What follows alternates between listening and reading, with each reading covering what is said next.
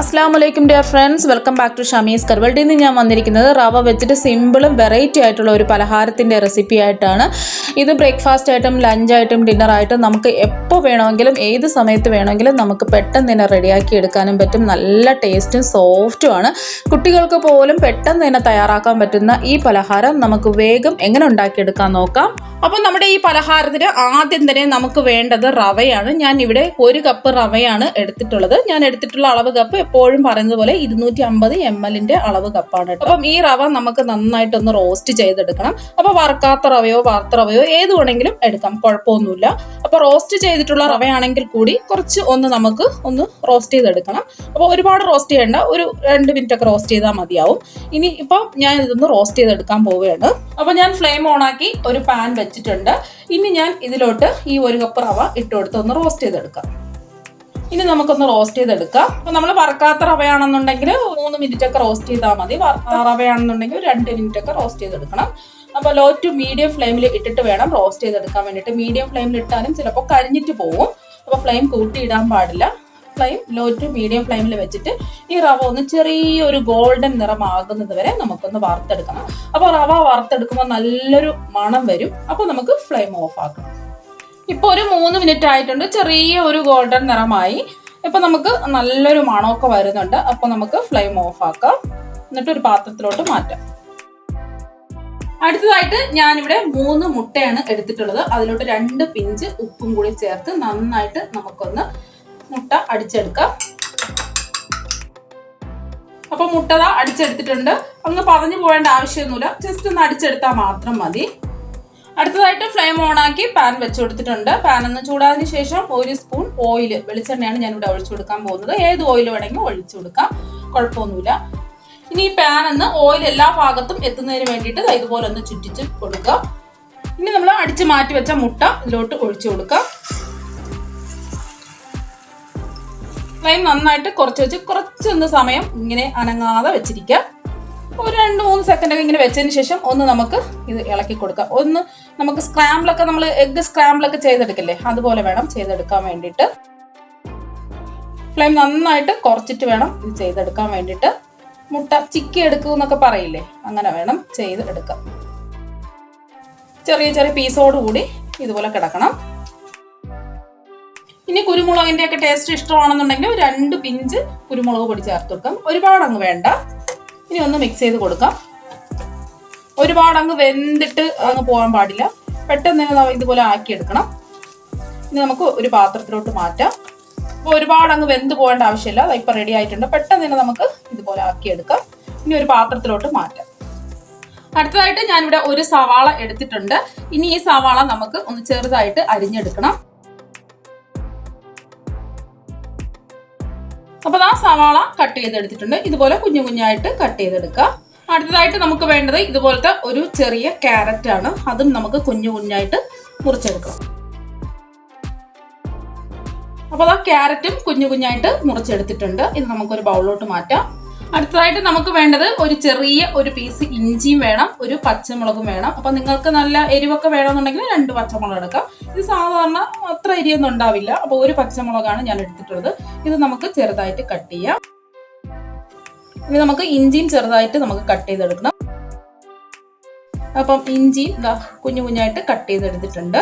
അടുത്തതായിട്ട് ഫ്ലെയിം ഓണാക്കി ഒരു സോസ് പാൻ എടുത്തിട്ടുണ്ട്. ഇതിലോട്ട് നമുക്ക് വെള്ളമാണ് ആവശ്യം. 1.25 കപ്പ് വെള്ളം ഞാൻ ഒന്ന് തിളപ്പിച്ച് വെക്കാൻ പോവുകയാണ്. അപ്പോൾ 1/4 കപ്പ് വെള്ളം കൂടെ ഞാൻ എടുത്തിട്ടുണ്ട്. ഇനി നമുക്ക് ഈ വെള്ളം ഒന്ന് തിളപ്പിച്ചെടുക്കണം. ഞാനിവിടെ അപ്പുറത്തെ സ്റ്റവിലോട്ട് ഈ വെള്ളം തിളപ്പിക്കാൻ വേണ്ടിയിട്ട് വെക്കാൻ പോവുകയാണ്. അടുത്തതായിട്ട് ഞാനൊരു പാൻ എടുത്തിട്ടുണ്ട്. ഫ്ലെയിം മീഡിയം ഫ്ലെയിം വെച്ച് കൊടുക്കുക. ഇതിലോട്ട് 1 ടേബിൾ സ്പൂൺ വെളിച്ചെണ്ണയാണ് ഞാൻ ഒഴിച്ചു കൊടുത്തിട്ടുള്ളത്. അപ്പോൾ എണ്ണ ഒന്ന് ചൂടായി വരട്ടെ. അപ്പോൾ ഓയിൽ ചൂടായി വന്നിട്ടുണ്ട്. ഇതിലോട്ട് 1/4 സ്പൂണ് നമ്മുടെ കടുകാണ് എടുത്തിട്ടുള്ളത്. കടുക് ഇട്ട് കൊടുക്കുക. കടുക് ഒന്ന് പൊട്ടി വരട്ടെ. അപ്പോൾ കടുകെല്ലാം പൊട്ടി വന്നിട്ടുണ്ട്. 1 സ്പൂൺ ഉഴുന്നാണ്. അപ്പോൾ 1 സ്പൂൺ ഉഴുന്നാണ് ഞാനിവിടെ എടുത്തിട്ടുള്ളത്. അത് ഇതിലോട്ട് ഇട്ട് കൊടുക്കാം. അതുപോലെ തന്നെ 1 സ്പൂൺ സാമ്പാർ പരിപ്പ്, അതും കൂടി ഇട്ട് കൊടുക്കാം. ഇനി നമുക്കൊന്ന് ഇളക്കി കൊടുക്കാം.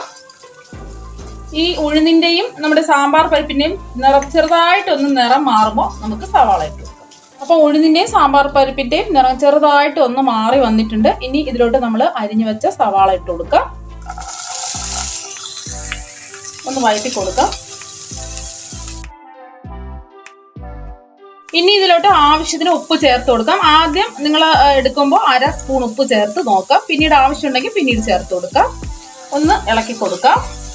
അടുത്തതായിട്ട് നമുക്ക് വേണ്ടത് കുഞ്ഞു കുഞ്ഞായിട്ട് അരിഞ്ഞു വെച്ച ചെറിയ പീസ് ഇഞ്ചിയാണ്. അതും കൂടി ഇതിലോട്ട് ചേർത്ത് കൊടുക്കാം. അടുത്തതായിട്ട് നമുക്ക് വേണ്ടത് ഒരു പച്ചമുളകാണ്. അതും കൂടി ഇതിലോട്ട് ചേർത്ത് കൊടുക്കാം. അപ്പൊ ഒന്ന് ഇളക്കി കൊടുക്കാം. അടുത്തതായിട്ട് നമുക്ക് വേണ്ടത് ചെറുതായിട്ട് അരിഞ്ഞു വെച്ച ക്യാരറ്റ്, അതും കൂടി ചേർത്ത് കൊടുക്കാം.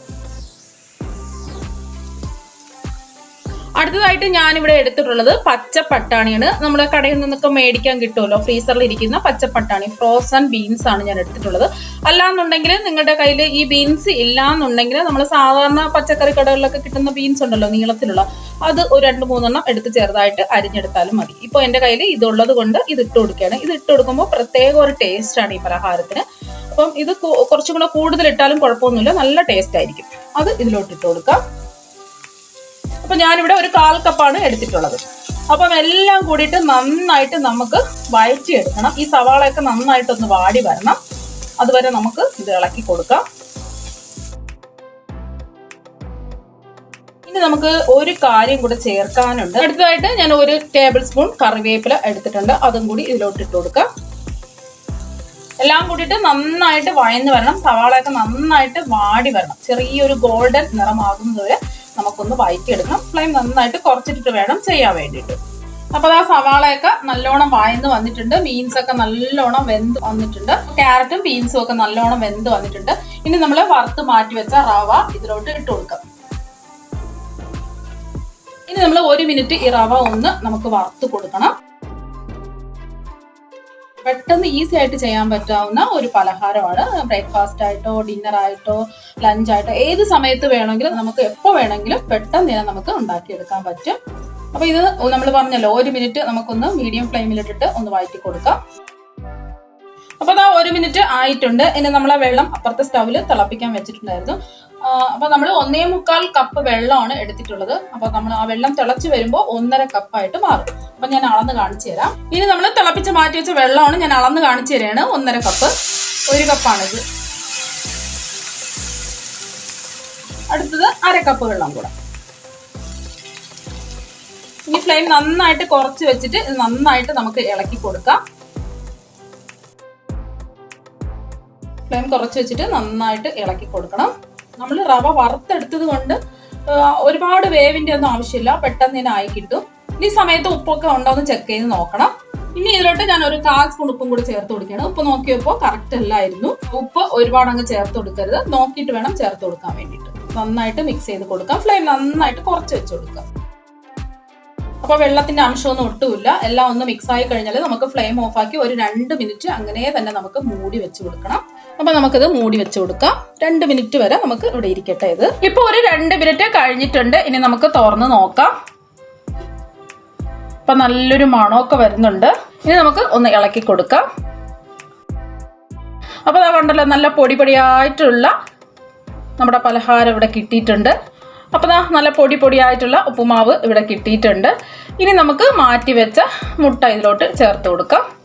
ഇനി നമുക്ക് ഫ്ലെയിം ഓണാക്കി കൊടുക്കാം.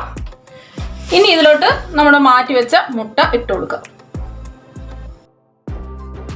ഫ്ലെയിം നന്നായിട്ട് കുറച്ചിട്ട് വേണം ഇത് ഇളക്കി കൊടുക്കാൻ വേണ്ടിയിട്ട്. 1 മിനിറ്റ് നമുക്കൊന്ന് ഇളക്കി കൊടുക്കണം. അപ്പോൾ ദാ നന്നായിട്ട് മിക്സ് ചെയ്തെടുത്തിട്ടുണ്ട്. ഇനി ഇതിലോട്ട് അവസാനമായിട്ട് ഞാനിവിടെ 1 സ്പൂൺ നെയ്യാണ് ചേർത്ത് കൊടുക്കുന്നത്. നെയ്യിൻ്റെ ടേസ്റ്റ് ഇഷ്ടമാണെന്നുണ്ടെങ്കിൽ 2 സ്പൂൺ വരെ ചേർത്ത് കൊടുക്കാം. ഇപ്പം ഞാൻ 1 സ്പൂൺ മാത്രമേ ചേർത്ത് കൊടുക്കുന്നുള്ളൂ. അപ്പോൾ നെയ്യ് ഇല്ലാന്നുണ്ടെങ്കിൽ വെളിച്ചെണ്ണ ചേർത്ത് കൊടുത്താലും മതി. നന്നായിട്ട് ഒന്ന് മിക്സ് ചെയ്ത് കൊടുക്കണം. ഇപ്പോൾ തന്നെ നല്ലൊരു മണമൊക്കെ വരുന്നുണ്ട്. കഴിക്കാനായിട്ട് നല്ല ടേസ്റ്റാണ്. പെട്ടെന്ന് തന്നെ നമുക്ക് ഉണ്ടാക്കിയെടുക്കാനും പറ്റും. നല്ല ഹെൽത്തിയാണ്. ബ്രേക്ക്ഫാസ്റ്റ് ആയിട്ടൊക്കെ കുട്ടികൾക്ക് കൊടുക്കുകയാണെങ്കിൽ കുട്ടികൾക്കും നല്ലതാണ് ആരോഗ്യത്തിന്. അപ്പോൾ 1 മിനിറ്റ് ആയിട്ടുണ്ട്. അപ്പോൾ കൂടുതൽ നേരം ഇട്ടിരിക്കേണ്ട ആവശ്യമില്ല. ഇനി നമുക്ക് ഫ്ലെയിം ഓഫ് ആക്കാം. അപ്പോൾ കണ്ടോ, നല്ല അടിപൊളിയായിട്ട് നമുക്ക് കിട്ടിയിട്ടുണ്ട്. നല്ല ടേസ്റ്റാണ് കഴിക്കാനായിട്ട്. നമുക്കൊരു പാത്രത്തിലോട്ട് സെർവ് ചെയ്യാം. ഇനി നമ്മുടെ ഈ പലഹാരം ഒരു ബൗളിലോട്ട് മാറ്റാം. ആ ചൂടോട് കൂടി തന്നെ നല്ല ടേസ്റ്റാണ് കഴിക്കാൻ വേണ്ടിയിട്ട്. ഇപ്പൊ കറികളൊന്നും ഇല്ലാത്ത സമയത്ത് ഇതുപോലെയുള്ള സിമ്പിൾ റെസിപ്പീസ് ഉണ്ടാക്കി നോക്കാം. മാത്രമല്ല ഹെൽത്തി ആയിട്ടുള്ള ഒരു പലഹാരമാണ്.